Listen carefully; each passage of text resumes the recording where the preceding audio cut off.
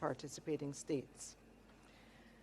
As at July 2, yesterday evening, we can confirm that there has been some impact in Barbados, St. Lucia, minimal impacts for Dominica, but it is very clear that it was the Grenadines of St. Vincent, particularly Canouan, Meru, and Union Island, as well as the Grenadines of Grenada, Carriacou, and Petite Martinique, which bore the brunt of Hurricane Beryl. Beryl, as you know, following its traversing of the Eastern Caribbean chain, intensified to a Category 5 hurricane, and at this time it is forecast to impact Jamaica.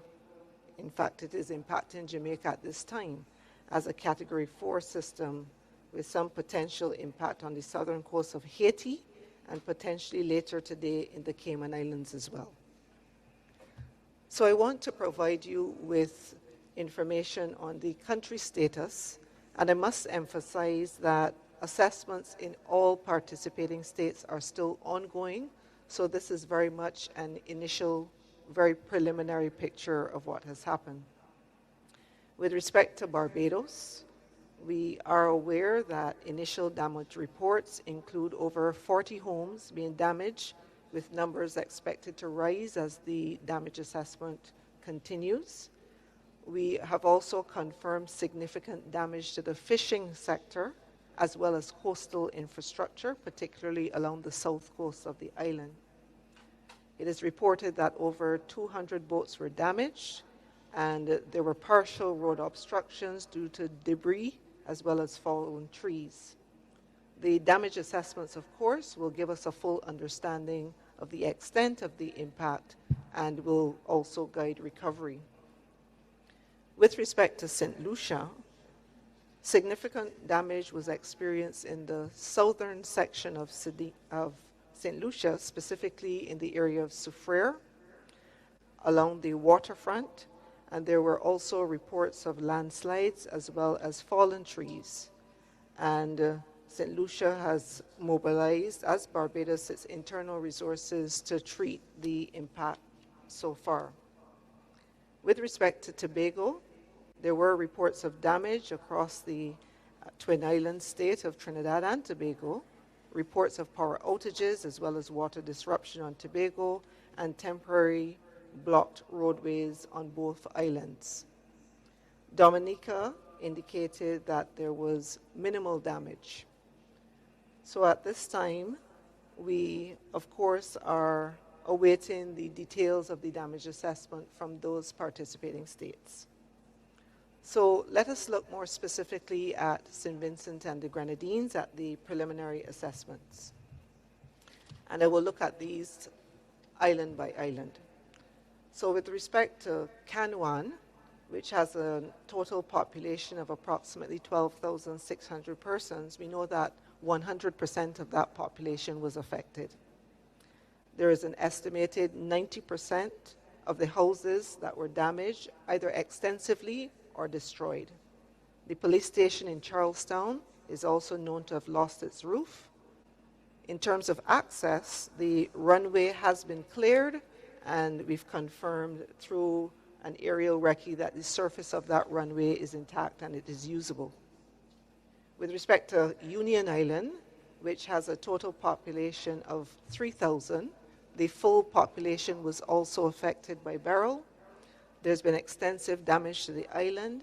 An estimated 98% of the buildings, including houses, the airport building, have been badly damaged or destroyed.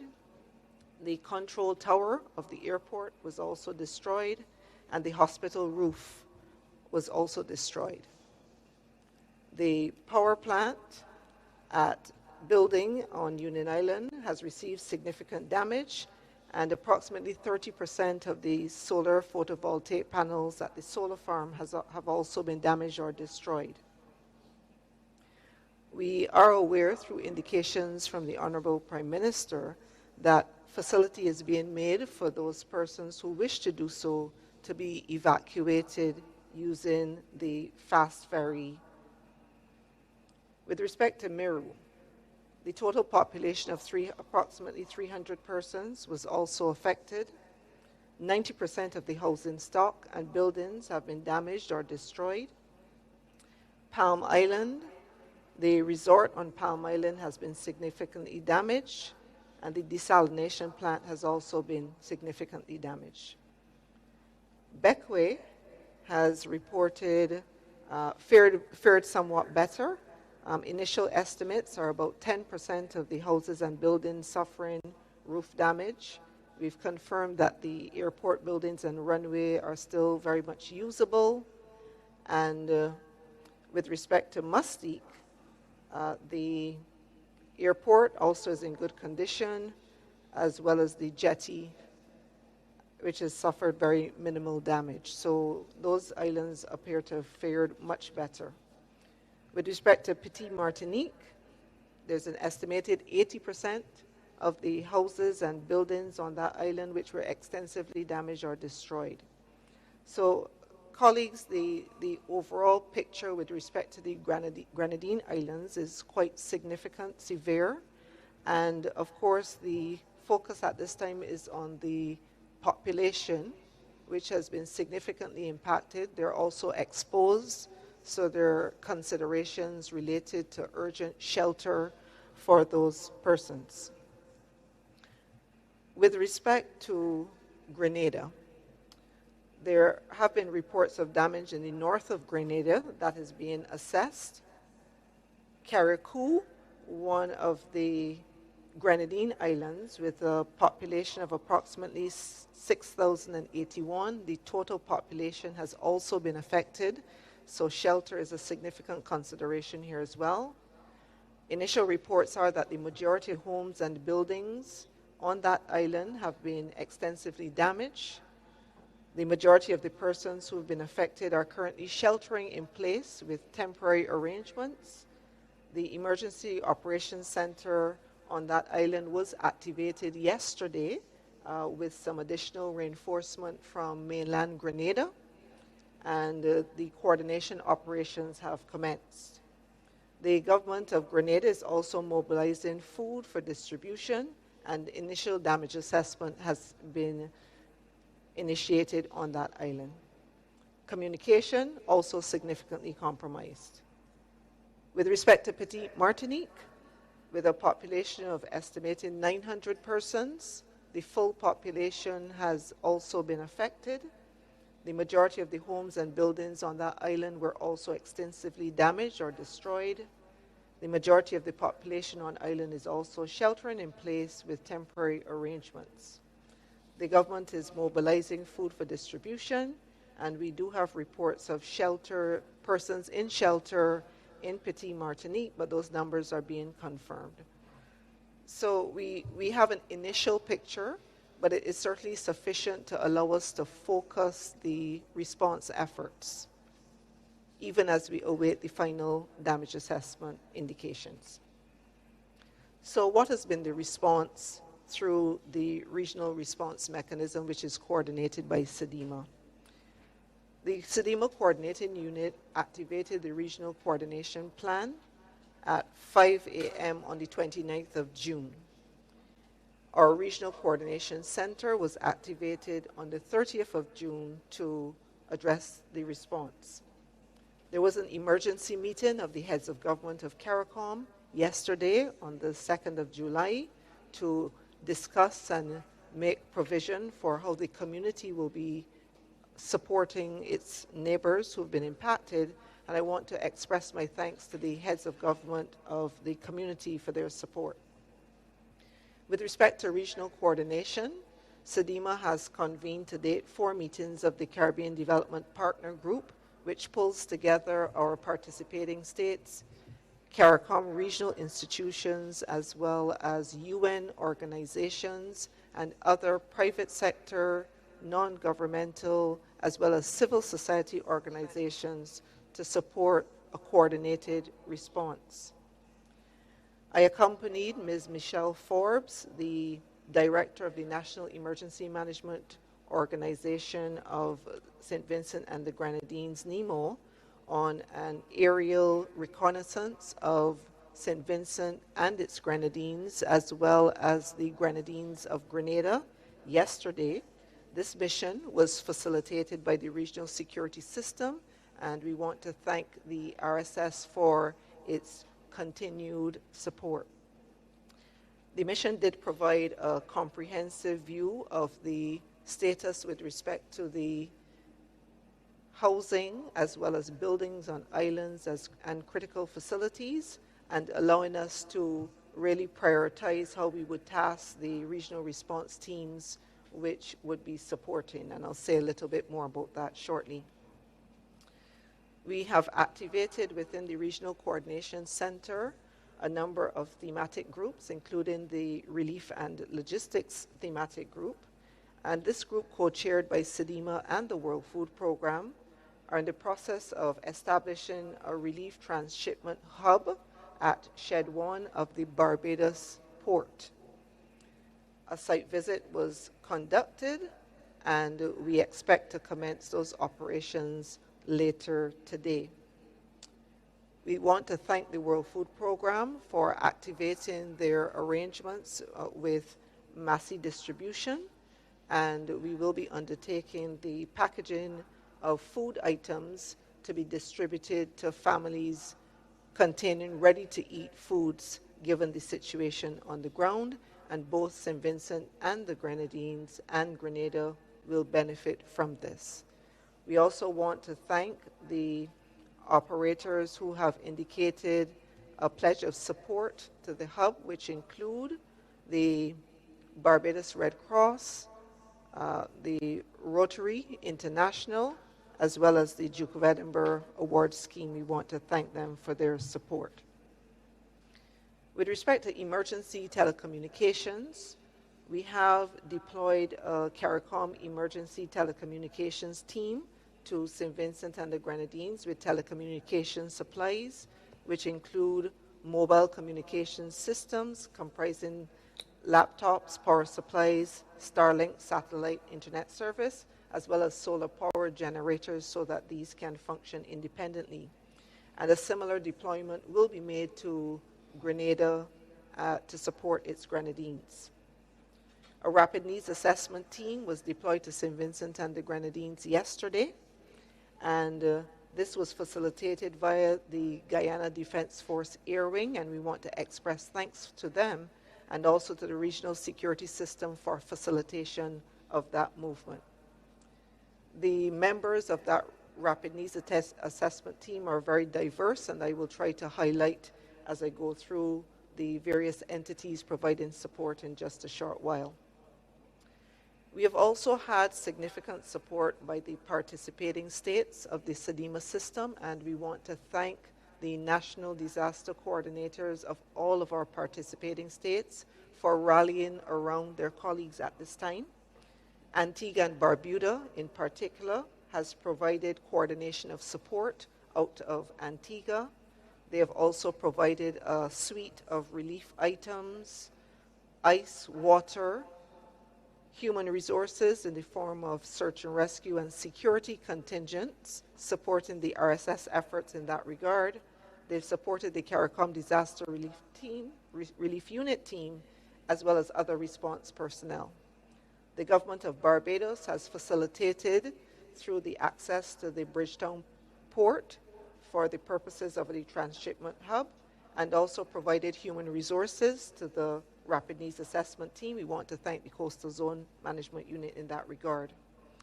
The government of Guyana, in addition to providing 2 flights yesterday with relief items, provided air transport for the relief teams, 500 cots, 500 tarpaulins, as well as a quantity of plastic sheeting and medical support are also pledged, and arrangements are being made for the delivery of those items.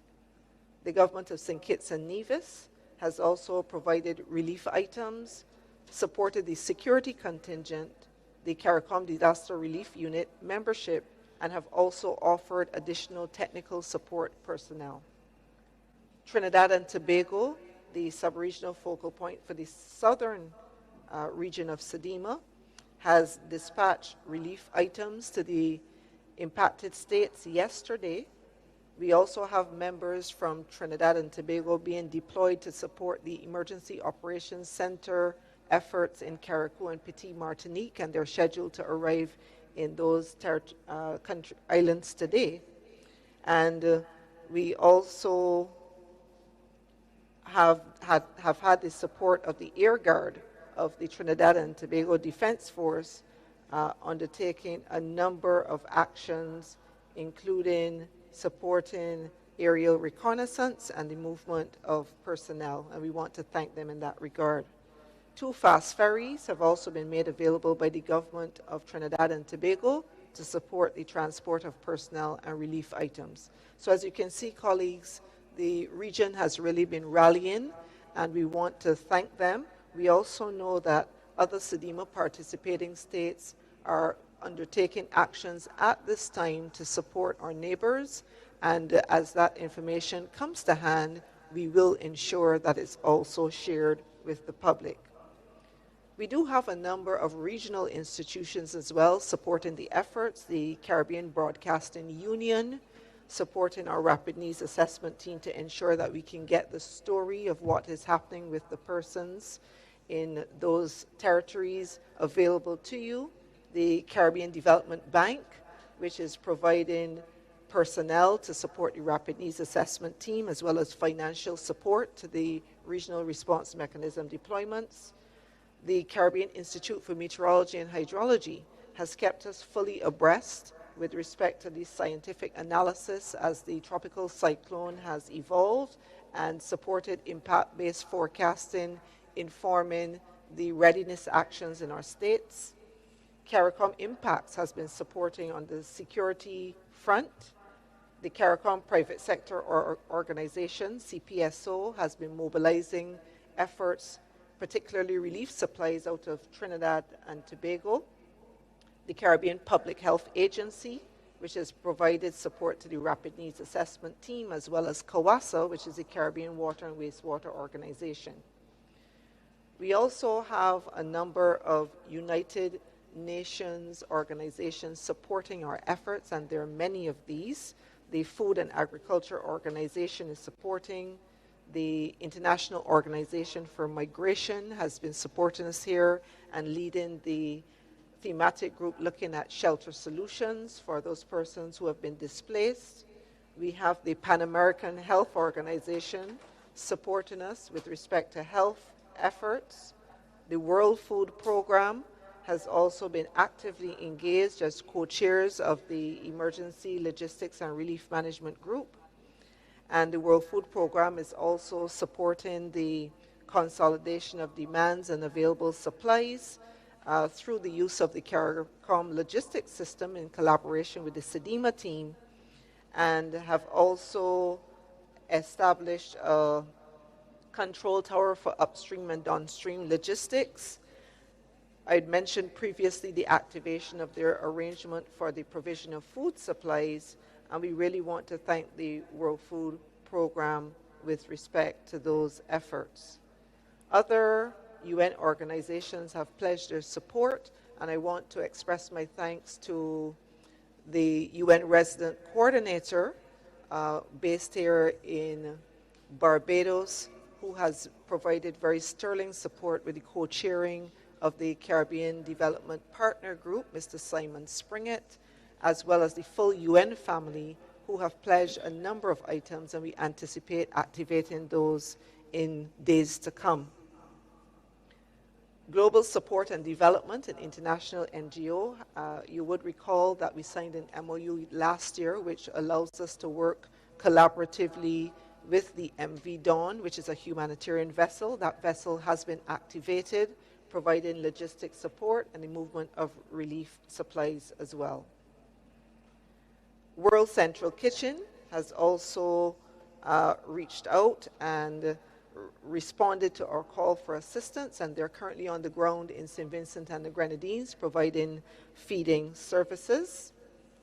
The regional security system I'd mentioned previously, but I wanted to emphasize here that they also coordinate the CARICOM Disaster Relief Unit and have coordinated the security search support to our states.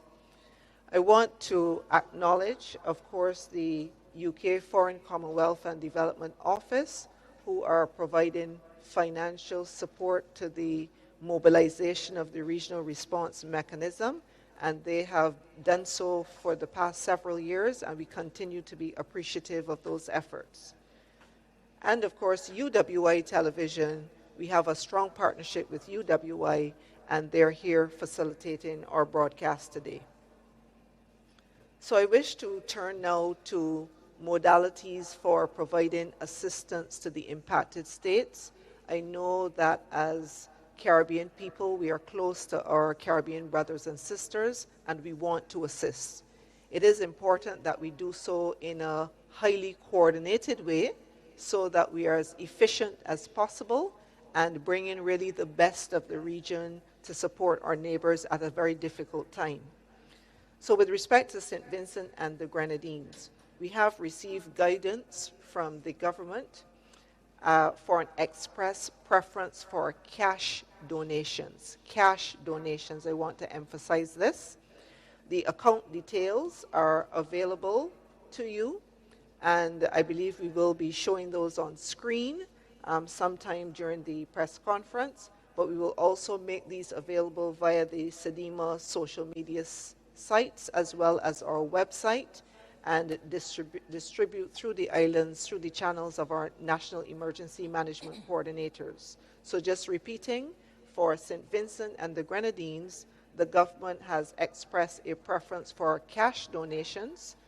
They are mindful that there are items that are currently on the way, and of course these will be accepted, and we understand that any of those donations that are on the way would have been in alignment with any needs list that had been previously prepared and circulated, and also would have been notified to the National Emergency Operations Center so that we can ensure coordination.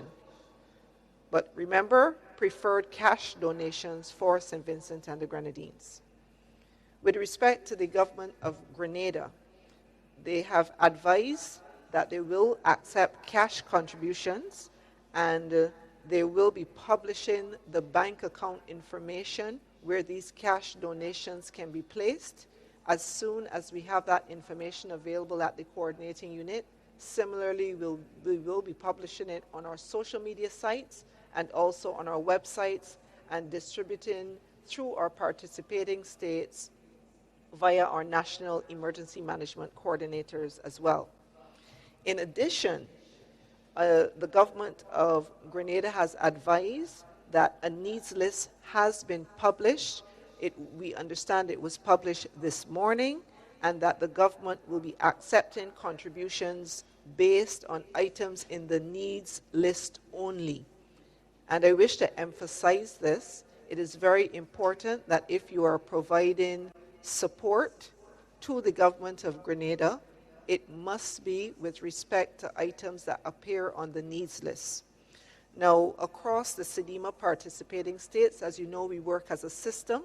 So our National Emergency Management Coordinators in each of the CDEMA participating states will be the focal points for facilitation and coordination of any relief items which are to be sent for the government of Grenada. So you must liaise with them. Remember that we have logistical arrangements in place to support, which include our private sector partners of Tropical Shipping and King Ocean, which is another shipping facilitation within the region. But to access these arrangements, you must coordinate with the National Emergency Management Offices, and this allows us to keep a very clear perspective on what relief items will be coming from any of the CDEMA participating states, and also the facilitation of the logistics. And I want to repeat again, only items on the needs list will be accepted, and only items on the needs list will be shipped. So please bear this in mind. Thank you for your attention. This brings me to the end of the briefing. I am available to take your questions, and so back over to you, Keith. Thank you very much, Edie, for that comprehensive update as it relates to the islands of St. Vincent and the Grenadines and Grenada and the other islands who've been impacted by Hurricane Beryl. At this time, we are going to open the floor to the media across the region. All we ask is that you state your name and agency before you ask your question so that we can directly speak to you. I do see a Ryan Davis. Ryan, you can start with your question. Hi, good day, Ryan Hamilton Davis, Trinidad Newsday. Can you hear me? You're a little muffled, but we can hear you. We're hearing you. Go ahead with the question, and we'll see if we can make out what you're saying. Our first question is, is CDEMA able to confirm the death toll for so far? We've been hearing different reports concerning deaths between 6 and 8. So I want to get a confirmed number for that. And secondly, as far as disaster preparedness is concerned, especially in areas like Haiti, which already has significant social problems and so on, how are the preparedness efforts being conducted there?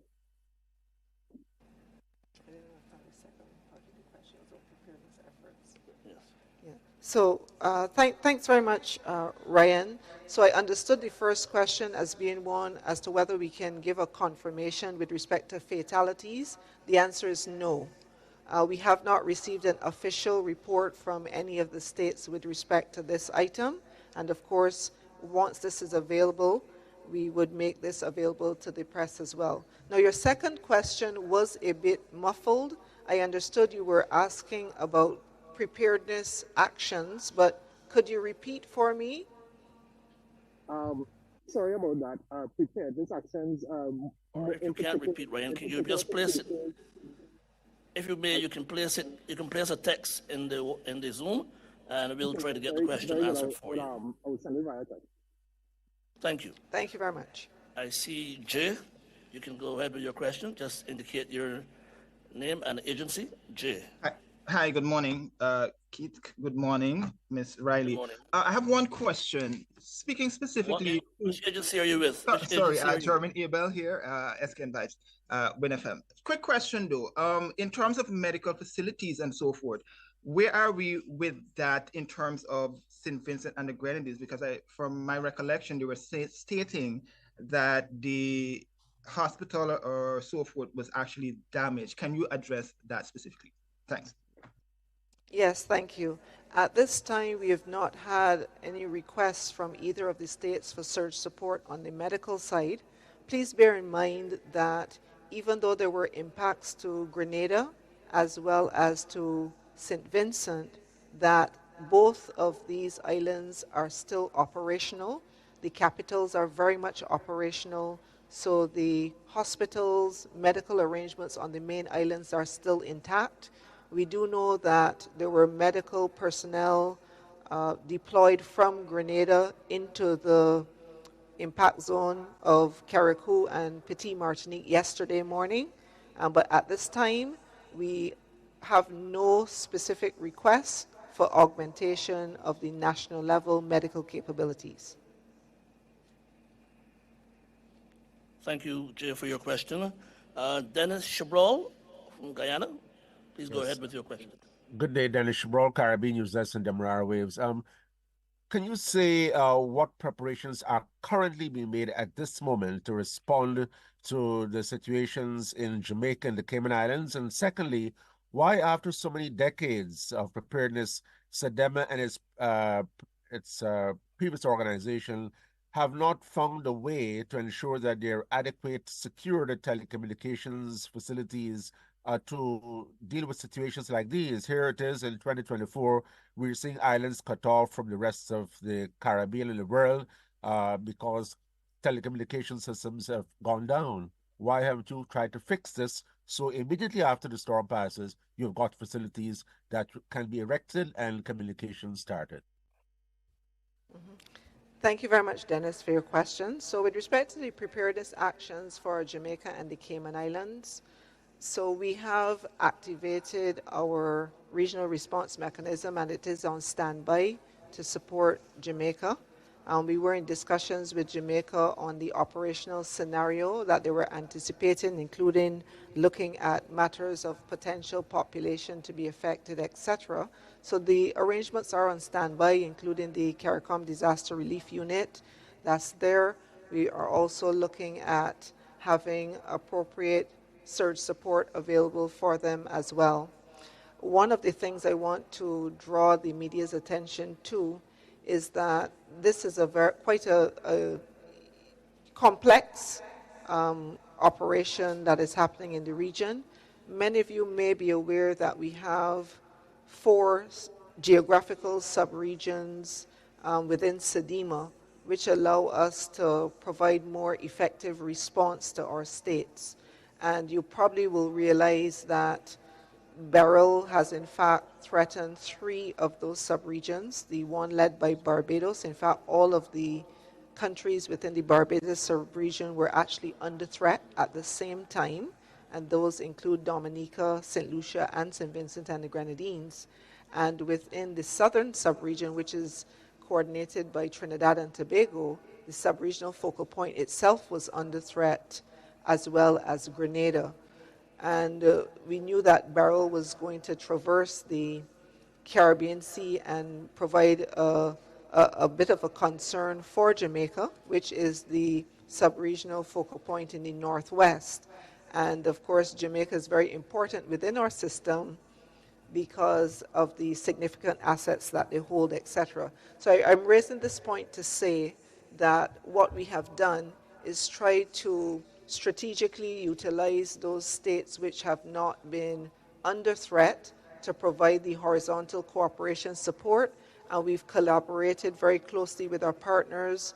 I'd explained a bit earlier how we're working very closely with the UN agencies to support the efforts, as well as some private sector entities and NGOs. Bahamas has also placed teams on standby for support to Jamaica as well, and they are in the northwestern subregion. And we do have an arrangement with the international militaries that support our regional response mechanism through our multinational Caribbean cell, and that includes the militaries of the United States, Canada, France, the Kingdom of the Netherlands, and Canada. So they're also very much on standby and prepared to support. With respect to the Cayman Islands is a UK overseas dependent territory, and in that regard, our operational plans call for us to activate our arrangements with the UK for support to the UK overseas territories in events where the regional resources are stretched, and this is certainly one of those scenarios. So we have confirmed with the UK that they're well positioned to activate their arrangements in support of the Cayman Islands should this be required. So you asked a question with respect to the adequacy of communication. So we do have communication surge arrangements in the region. I think it's also important to recognize that in multi-island states, there is a requirement for creation of redundancy around a lot of the facilities across every single island. So, for example, in a mainland, the type of resources that you would have on the mainland compared sometimes to what is held on sister islands or those smaller jurisdictions, I think it would be appreciated that that is not always equated. So we do have satellite phones that are located on Carriacou as well as Petit Martinique. So once the system had cleared, they were able to make contact. It is not unusual, and particularly during the impact of a major hurricane. And remember that when Beryl passed through, it was a major Category 4 system when it passed through the Grenadine Islands. So catastrophic destruction is associated with hurricanes of that particular strength. And so it's not unusual to see the normal communications going down, And usually we're able to use the satellite phones afterwards once we have some clearance with respect to the cloud cover, and that did take place. So the CARICOM Emergency Telecommunications Support Team, as I mentioned, was also deployed to both of the territories, and we are setting up the emergency communications on those islands. So we are able to get telephone contact with those islands through the satellite phones which were already there, but what we are now putting in place, because the usual communication service providers understandably have gone down, and they're of course working to rectify that situation, but what we're working to do now is to boost the range of the communication connectivity on each of those islands. So the Starlinks, for example, will allow us to get sustained internet connectivity so that we can send information back and forth via email and WhatsApp also, to receive information now related to the relief management. So I hope that assists a bit. Thank you very much, Edie. We move to Berthany McDermott. Please go ahead with your question. Good morning, Berthany McDermott from R News Bahamas. You mentioned that an initial assessment was done in terms of flying over some of the islands affected by Hurricane Beryl. While I know it is still early in the assessment, I guess from your experience dealing with natural disasters, are you able to give an estimate as to the level of damage or in the affected islands? Okay, thank you for your question. So I did give some initial figures when I reviewed the islands, and those initial figures were sourced from the aerial assessment that we did yesterday that was facilitated by the Regional Security System. Of course, now the next step is to get the assessment teams on the ground. I mentioned they're already in St. Vincent and the Grenadines, and we are working to get them on the ground also in Grenada to support the assessments there. Beyond those initial figures, which I shared, I'm not in a position to give a further details at this time. Thank you, Edie. Ian Wilson.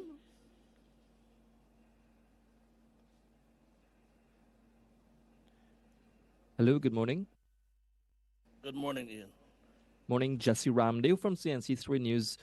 Just wanted to quickly ask, firstly, thank you so much for the very comprehensive update. To you, ma'am, just wanted to find out, are plans being crafted at the moment, parallel, of course, to what is being done for affected regions, in light of the forecast weather systems that pose a threat to the territories which have already been decimated by Hurricane Beryl? We know that weather systems are looming behind. So I guess I'm really asking, is CDEMA looking ahead of what is to come and factoring that in its response? Absolutely, and you've raised such an important point. In fact, just yesterday, we were in conversations with the officials in both St. Vincent and the Grenadines and Grenada on this matter. I know you would have recognized from the briefing that we have significant numbers in terms of the exposed population. And this is something that we've been discussing. In St. Vincent and the Grenadines, as I mentioned, for Union Island, the Honorable Prime Minister had indicated that a facility was being made to allow persons to leave that island should they desire to do so. But I think we also recognize that in many instances, there are persons who may not desire to leave the space that they're connected to. So I think these are really difficult questions that the governments are now grappling with. We are having discussions around the provision of temporary shelter, but of course, it is of a major concern that we've had such catastrophic destruction to buildings, housing, and general shelter options in countries in what we know is a very active hurricane season. And I think the fact that we have had Beryl occurring so early in the season and reaching a Category 5 strength. Now, this is not a usual thing that we see with respect to the system. So we are very mindful of this, and we will continue to be in dialogue with the governments of the impacted states to work out the best solutions to ensure that the population is kept safe. Thank you, Ian. I think we have that information, a graphic of the bank information for St. Vincent and the Grenadines that I believe we can place on the screen at this moment if persons want to. Yes. So we just want that persons who are interested and desiring to make any donations to the St. Vincent and the Grenadines government, you can use that information there to make those donations. I don't see any other members of the press. Could I ask a question, please? Peter Richards. Good morning, Peter. Please go ahead with your question. You're with CMC. Peter Richards, CMC. You said earlier on you do not have official figures as it regards to the death toll following the passage of the hurricane. Some international media organizations are reporting as much as 6 people died in Grenada and St. Vincent and the Grenadines. Grenada, when I say Grenada, I mean Carriacou and its dependencies. How soon do you expect to get some official confirmation as to how many people would have passed as a result? And could you give a figure, or has any figure been given as to the estimate in terms of the devastation? Okay, so with respect to timing of indication of fatalities, I cannot give an indication. What I can say to you is that we have received, for example, initial situation reports from Grenada. They've submitted information to us. We know that they're in the process of preparing another situation report. But please also be mindful that in many of these islands, access is only by boat, and we would appreciate that the seas have been very rough. So the officials in the islands have had to wait for the seas to calm, and then they're able to go over to see what is happening in those jurisdictions where the access is only by boat. They would have gotten yesterday. They're assessing the information, and they do need to compile it. So we do have to give them an opportunity to do so. I really can't comment on what the international media is reporting, but we take our information from the national authoritative source, which is the Emergency Operations Center. And once that's available, we will make it available to you as well. What was the second question? Oh, the second question you asked was related to the estimated figures with respect to damage, and I covered that as comprehensively as I could based on the initial information available from the aerial reconnaissance and the initial assessments by the national officials as they visited on the ground yesterday. So once the damage assessors get out into the field, and remember we are dealing also with quite complex logistics here, so the usual connectivity between these islands, remember this has been disrupted. So there would be boats that would have been traditionally plied the routes and connected the islands. They may have been damaged, and whilst we work towards getting a more predictable bridging arrangement in place to connect via sea, and we're also trying to work on a connection via air as well, there is going to be very sort of sporadic logistics in terms of the connectivity between the islands. Of course, they're using the Coast Guard vessels that are available to facilitate movements, but there will be a lot of pressure on those Coast Guard vessels because there's requirements for movement of personnel to support as well as relief items which are required. Okay, it's Hallam Hope here if I can get in. Hey, Hallam, good morning. Hi, good morning. Harlem Hope here with the Nation newspaper. But maybe to press you a little bit, based on your experience of these hurricanes and what's not, can you say in any way, any sort of estimate of the, clearly we're looking at billions of dollars of damage. Can you say from your experience any estimate of what you perceive could be, how many billions of dollars of damage could be done?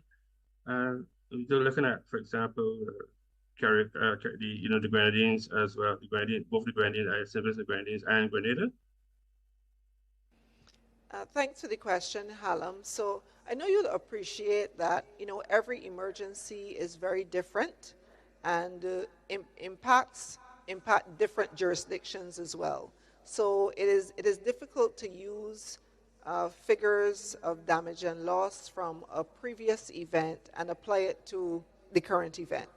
So I say that to say that we will have those figures only when the damage assessors have finished their initial assessments, and even in the short term, those will just be estimates. And of course, I anticipate that the governments will also be making decisions as to whether they would move forward with undertaking post-disaster needs assessments, but those decisions lie within the purview of the governments, and the timing of the undertaking of the post-disaster needs assessments is usually within 6 to 8 weeks following the event, and that is really when you get a more detailed and accurate documentation of not only the damage and losses, but also estimates with respect to costs for recovery. So given that we heard from both governments that they are seeking cash, the focus is on cash donations. To what extent would you say, how would you want to appeal to the global community for grant funding, assistance to these countries? We've seen Caracou virtually flattened. So that's one question. The other, of course, is would you agree and describe the impact of the system as having a catastrophic destruction in terms of the Grenadines? Would that be a fair comment from you? Okay, so I think, first of all, I want to just clarify on the messaging from the governments with respect to the preferred modes for support at this time. St. Vincent and the Grenadines has expressed a preference for cash. That has been very clear. They've also indicated that they're, of course, welcoming any relief that is already underway, but right now there's a preference for cash donations. And I think you will appreciate that commerce is still operational in mainland St. Vincent and on Grenada. St. George's, Kingstown, things are operating, stores are open, you're able to purchase items. So one of the important considerations in any emergency is how do we ensure that we keep the economy of that country going in notwithstanding the situation. So one of the first things we want to ascertain is, can we do purchasing in country? And if the answer is yes, we move to cash contributions because we want to keep that economy going, and I think the reason for that would be understood by all. With respect to the government of Grenada, I just want to emphasize so that we have clarity on the message. The government of Grenada will accept cash contributions through a published bank account, and additionally, a needs list has been published, and the government will accept contributions based on items on that list. So I just want us to walk away with a common understanding of that.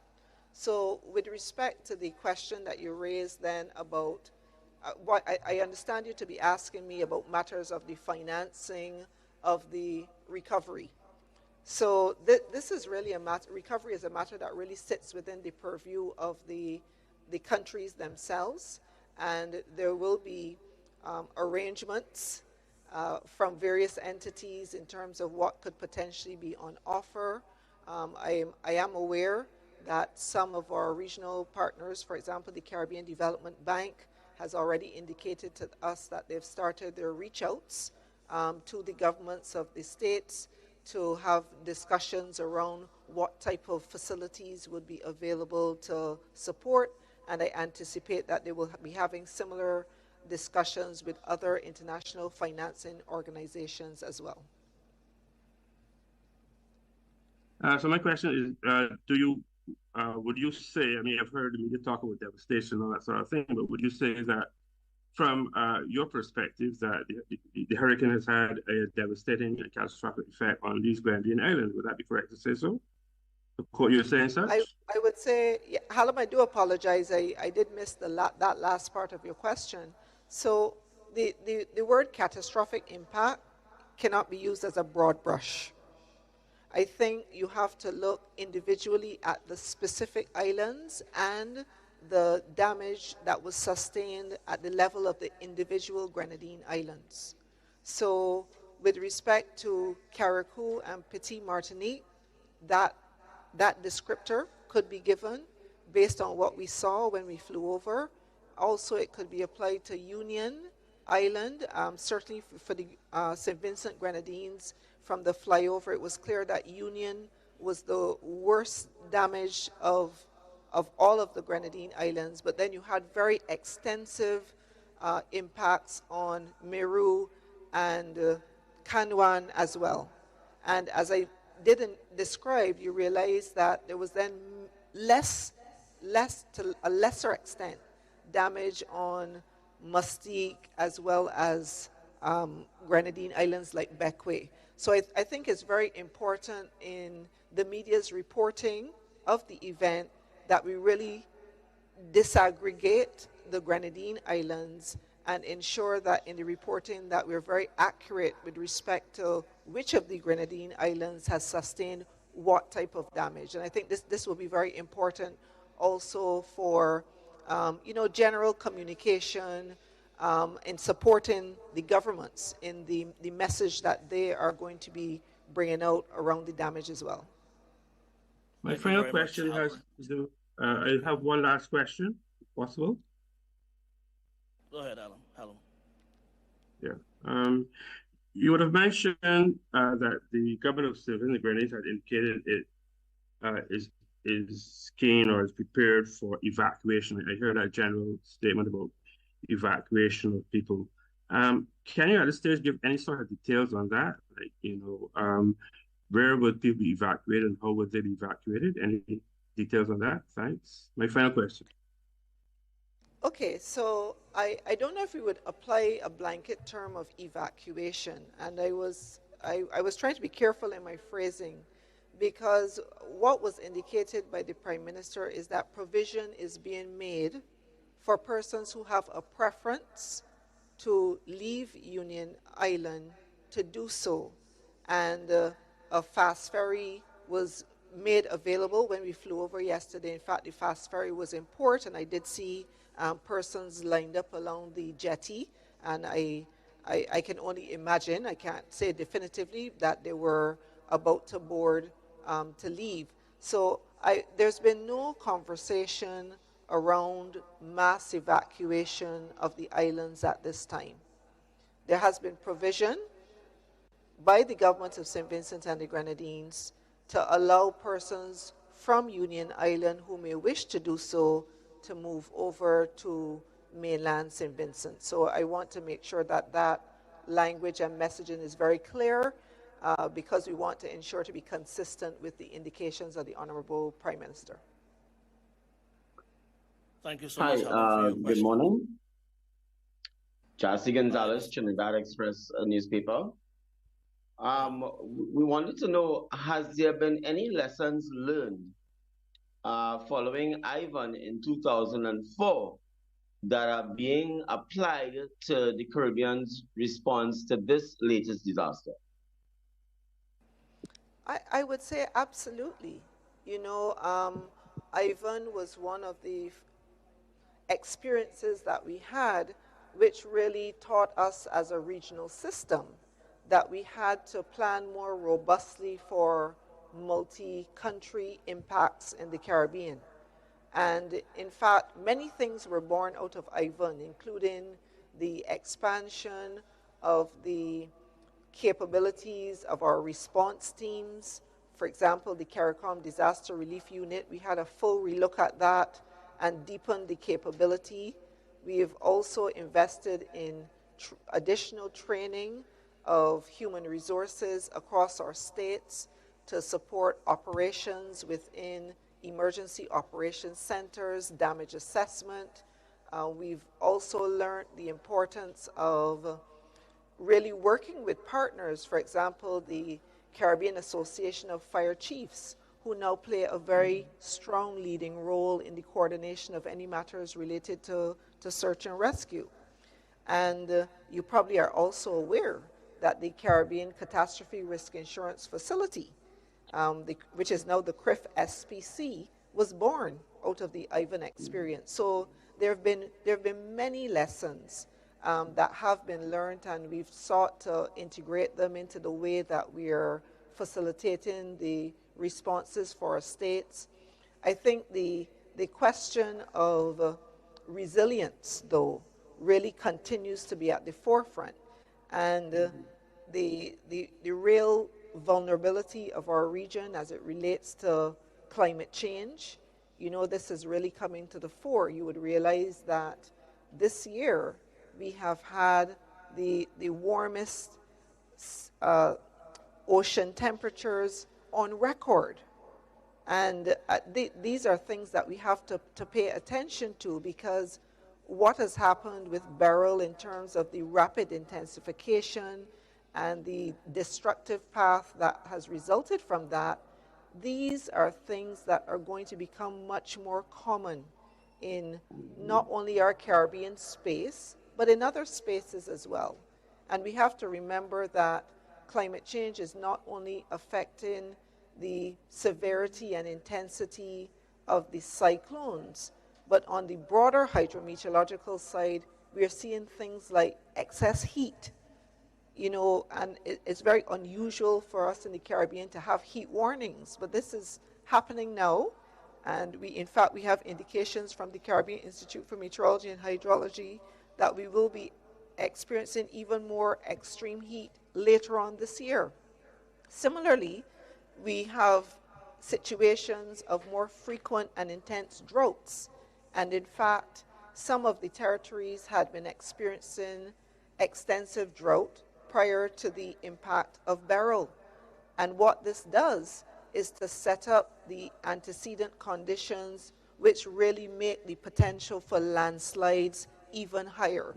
So all of these are matters that we have to look at. We have to emphasize the points of building resilience across our states, and building resilience at the sectoral and the community level is absolutely critical.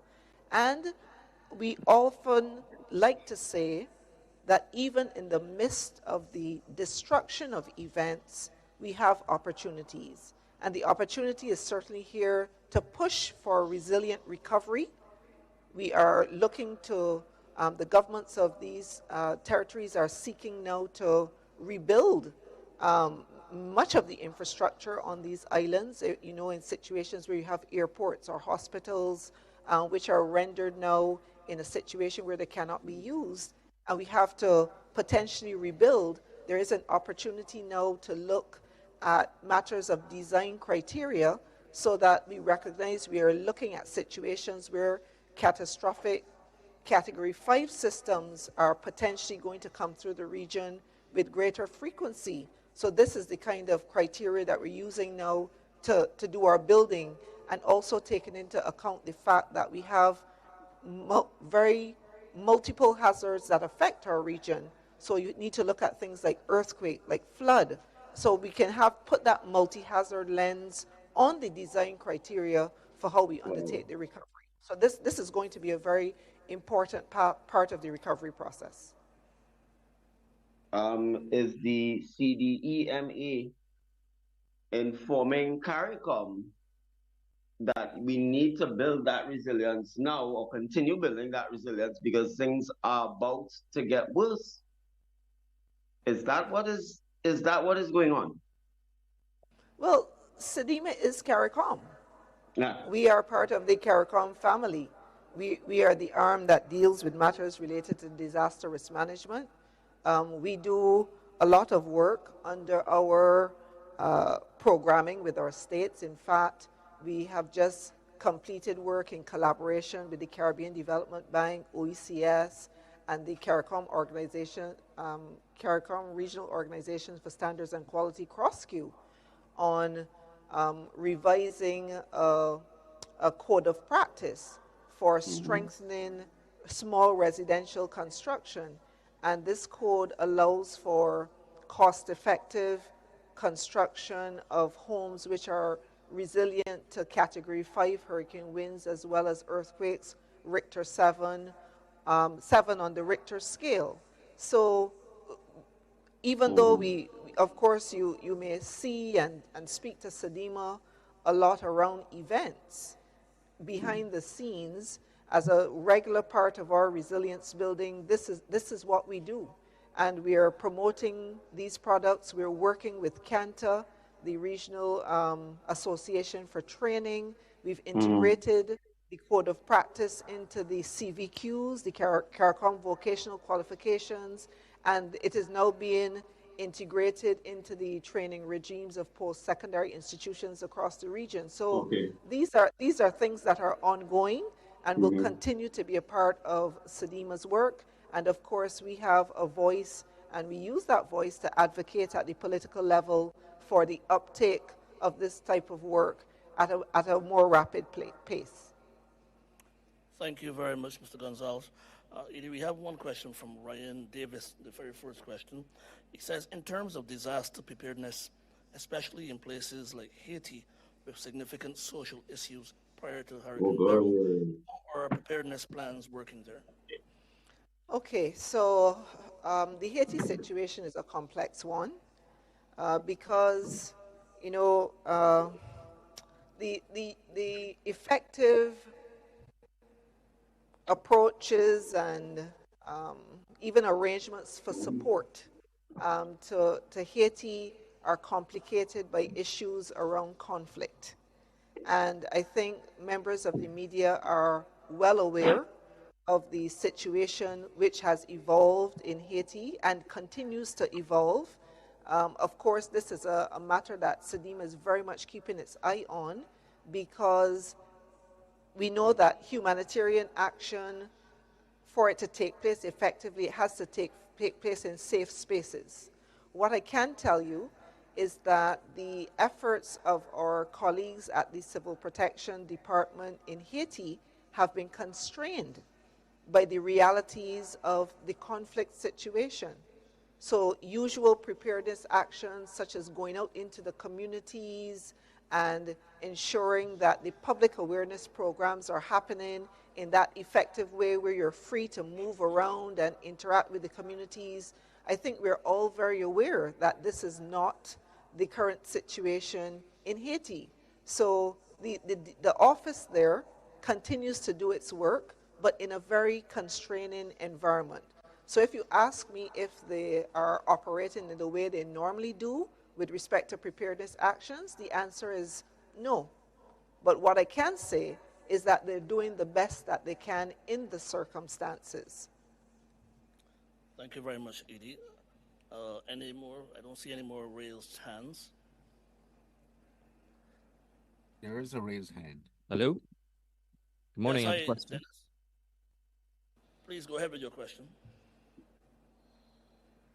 Okay, so quickly, Miss Riley, just wanted to find out from you as the executive director of CDEMA, are you satisfied with the regional response so far, and is there anything that you would like to perhaps see improved or worked on?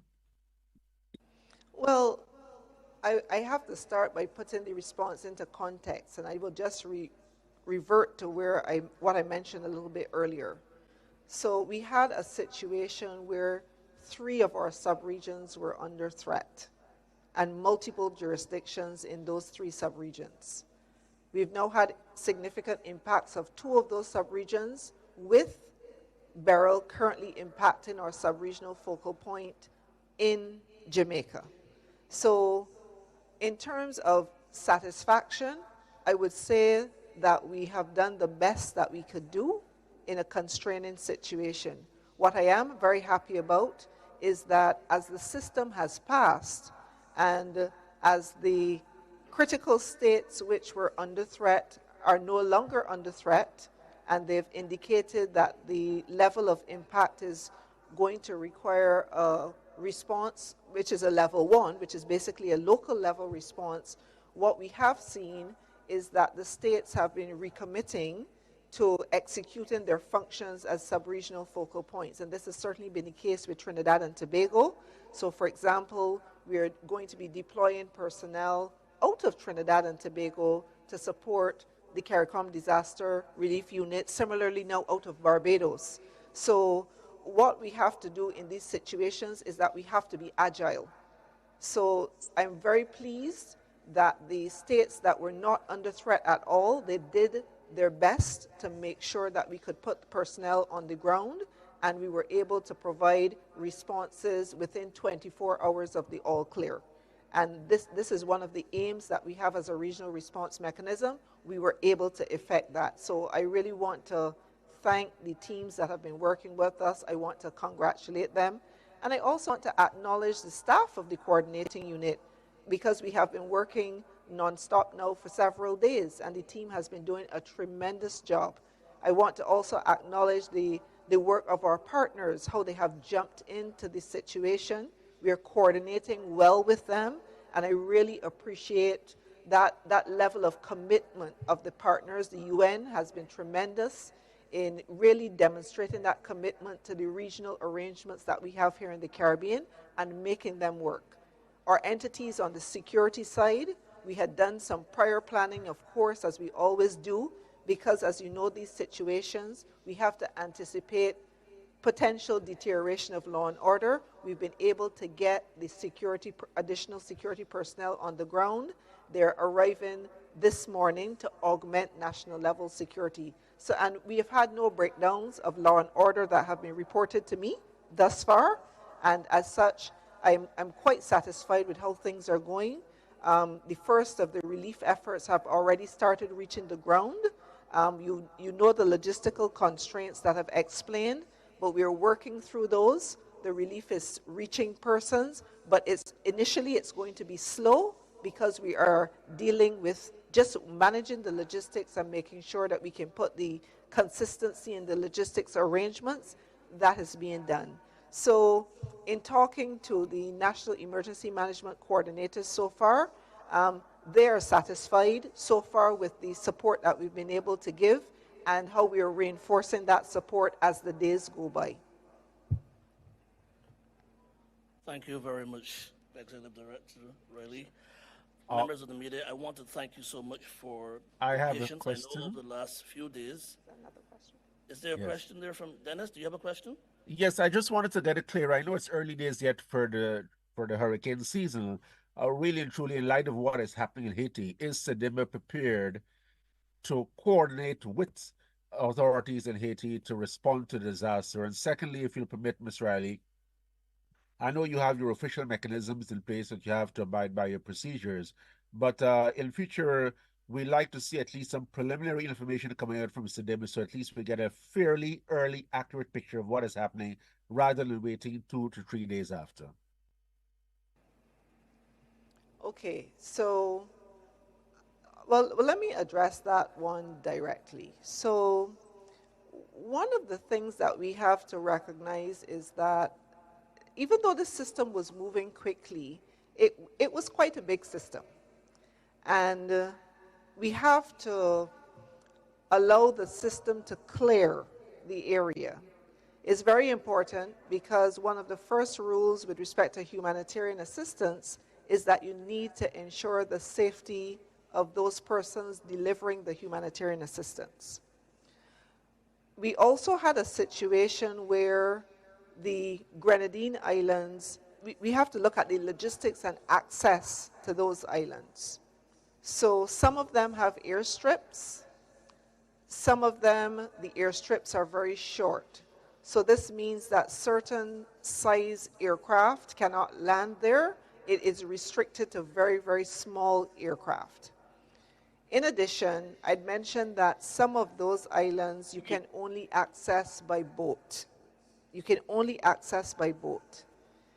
What happens to the seas when you have a category 4, any catastrophic level system coming through, is that you get significant disturbance of the seas. So you would note, for example, that the meteorological services would put out marine craft advisories, advising persons not to venture out to sea until the seas have actually calmed.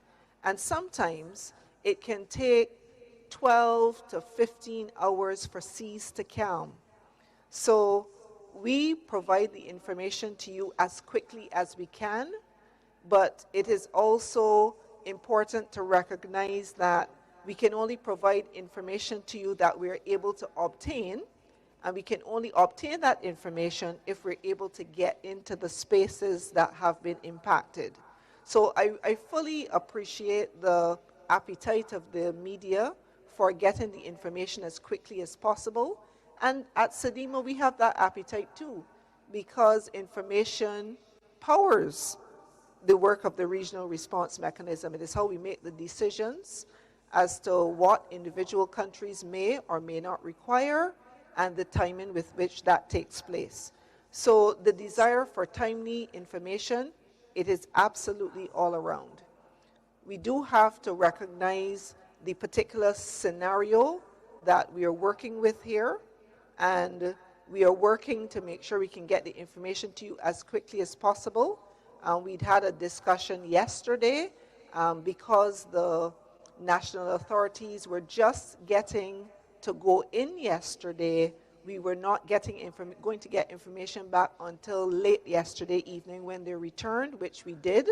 And of course, we scheduled, with the support of our comms specialists here, a media briefing as soon as we could afterwards, which is why we scheduled it for this morning, so you could get that information immediately. It was coming in all last night up to very late hours.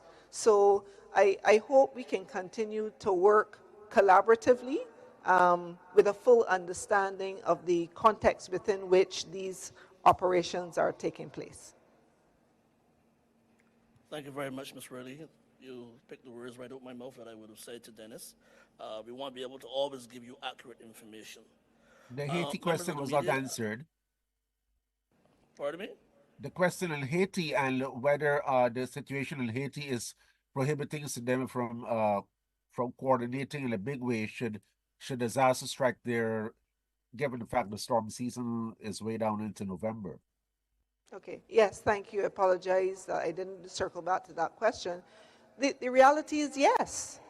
As I said, anytime we are launching a humanitarian response, the first concern is safety. Haiti has a real conflict situation which is being managed. So at this time, we would have to really have very deep conversations with our colleagues in Haiti to understand the situation on the ground, and we would need to be able to guarantee the safety of personnel who could be deployed into Haiti. And I think we have to accept that the situation there is difficult.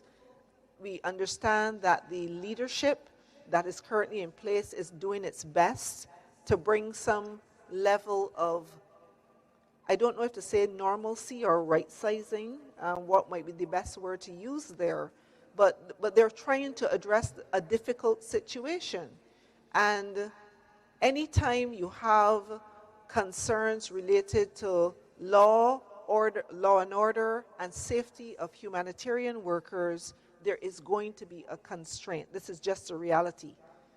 But what I would say is that to the extent possible, if something should happen in Haiti, we would do our best. But at the forefront always is that we have to ensure the safety. We have to ensure the safety of the humanitarian workers. Any further questions, Dennis? No, thank you. That's okay. Okay. Thank you very much, everybody, members of the media across the region. Thank you for your questions, and thank you for being so patient. As indicated by our executive director, as information increases, as we get more information, we'll be able to keep you updated. We do have a WhatsApp group with members of the media from across the region, and we're able to keep you updated. The information right now at this stage is still slim, but we certainly will keep you informed as to when we have more information to share with the members of the media and the public. I want to thank Ms. Briley for being so accessible and making herself available to update the region. And I just want to remind you of the information regarding the needs list in Grenada. We're sticking to that needs list, as well as if you want to provide any funding for the citizens of St. Vincent and the Grenadines, you can do so by accessing the information regarding the bank information that we will share on our social media pages. I want to thank you very much for being here this morning with us, sharing the information, and we will continue to keep you updated across the region as things progress.